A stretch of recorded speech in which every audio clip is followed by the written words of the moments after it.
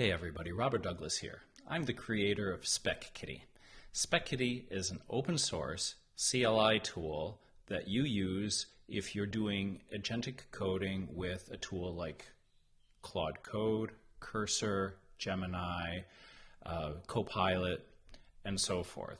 Spec Kitty enforces specification-driven workflows for those tools. Now, I've gotten some feedback lately from CTO friends of mine about whether or not Spec Kitty is safe for their company, and I want to address those concerns in this video. So, is Spec Kitty safe for company use? If there's one thing you take away from this video, I want you to know that Spec Kitty doesn't use AI.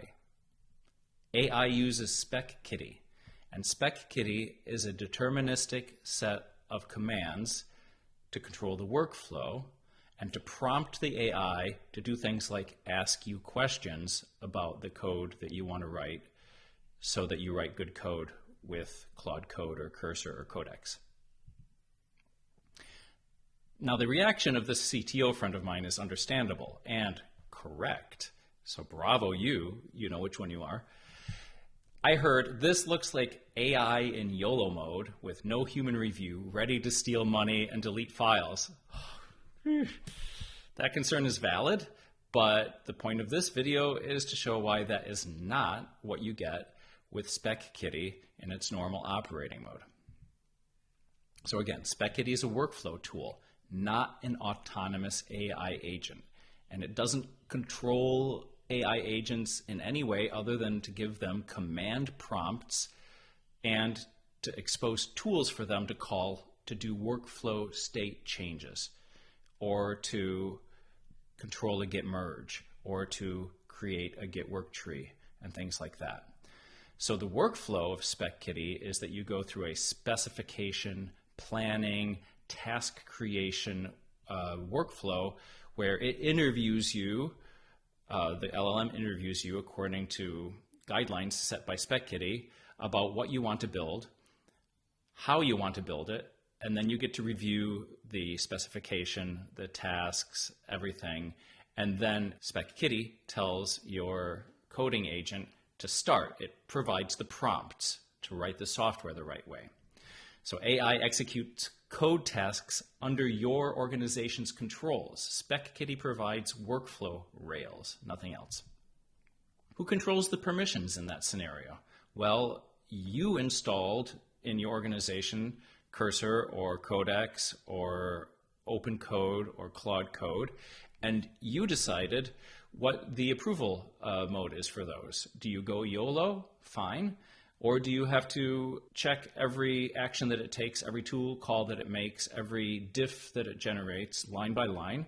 If so, if that's your policy, great. That is the safest way to keep the human in the loop.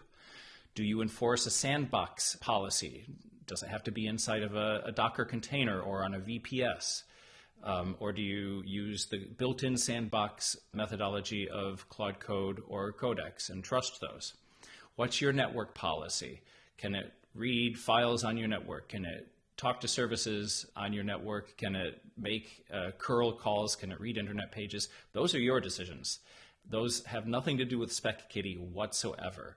Spec Kitty, however, controls the workflow state.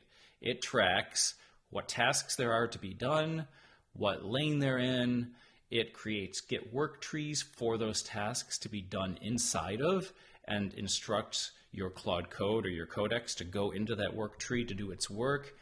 It has acceptance gates, it controls the merge, and it gives you an audit and a traceability path to see what was done by whom when. So it actually increases your auditability and traceability when using these tools.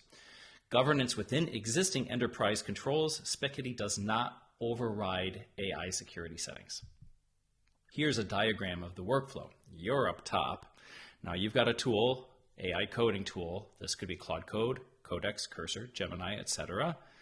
You have an optional orchestration tool that would potentially run in YOLO mode, but that's optional. You can bring your own orchestration, or you can use a separate library that's external to Spec Kitty itself that works with Spec Kitty's API to do orchestration. And then you've got Spec Kitty, which is the workflow control system.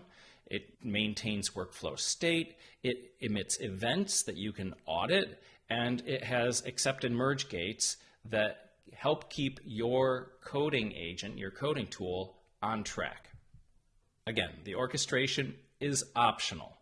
If you want to generate all the tasks and then walk away, have a cup of coffee, eat lunch, sit in the sauna, and then come back and have finished code, then you want an orchestration tool to run through all the tasks and coordinate a Claude or a Codex to do each one of them in YOLO mode, one by one in the right order, have them reviewed, and you have working software sometime later.